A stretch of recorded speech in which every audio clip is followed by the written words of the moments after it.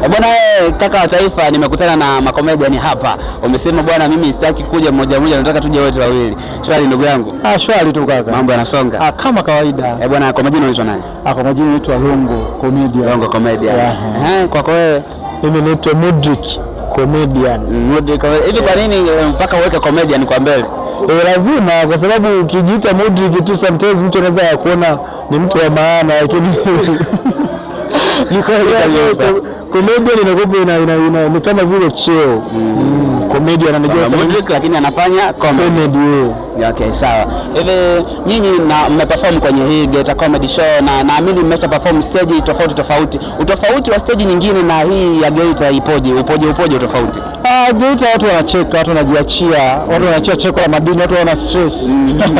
Mtu anacheka leo anacheka hapa ndio kuchimba madini. Hata tofauti na sehemu zingine baba. Ni kweli. Wewe sio kumchekesha mtu aliachika. Anacheka kwa kuvuka machungu. Ni kweli. Mbona hapa Geita? Okay, sawa ndugu yangu. Bwana wewe mara ya kwanza unapokea simu kuja kwenye Geita Comedy Show, ni nini ambacho ulikiexperience? Maana kwa upande huu wa Geita ni mara ya kwanza show hii inafanyika na mapokezi yakawa makubwa hivi, nini ambacho wewe ulikiexperience? Nili-experience kuja kuchekesha.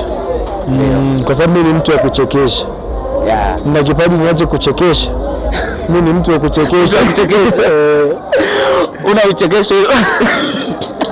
Tuweke hayo tuweke ni mtu wa kuchekesha katika michekesha. Tutamalizana bwana huko.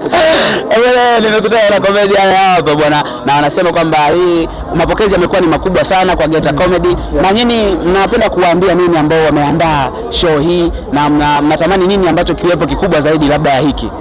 Kwanza hongera sana kwao, wamejitahidi. Wametupokea vituko vizuri, tumefanya vituko, lakini pia watu waliokuja waambie waje, sisi ndo support ujinga wetu. Sisi tunategemea ujinga ndo tu. Sawa, kwako mimi nilikuwa na support hususan katika haya masponsor. Sasa hivi naona sio mbaya, wamejitokeza masponsor ni wengi.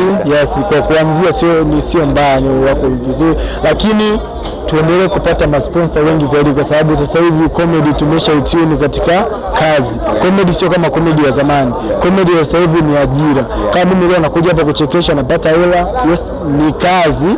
Alafu kuna kupitia sisi kuna watu wamekuja hapa kwenye show, wameangalia show, kwa kupitia show wanaweza kuwa wanatangaza biashara zao. Kwa hiyo wasisite kuwekeza mkono katika comedy, sio biashara ya hasara.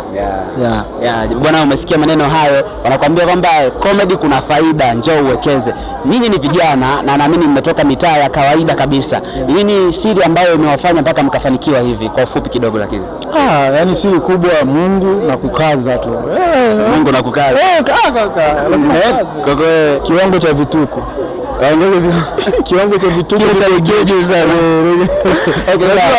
Maisha sasa hivi twende tu na ukweli. Maisha sasa hivi hayahitaji serious.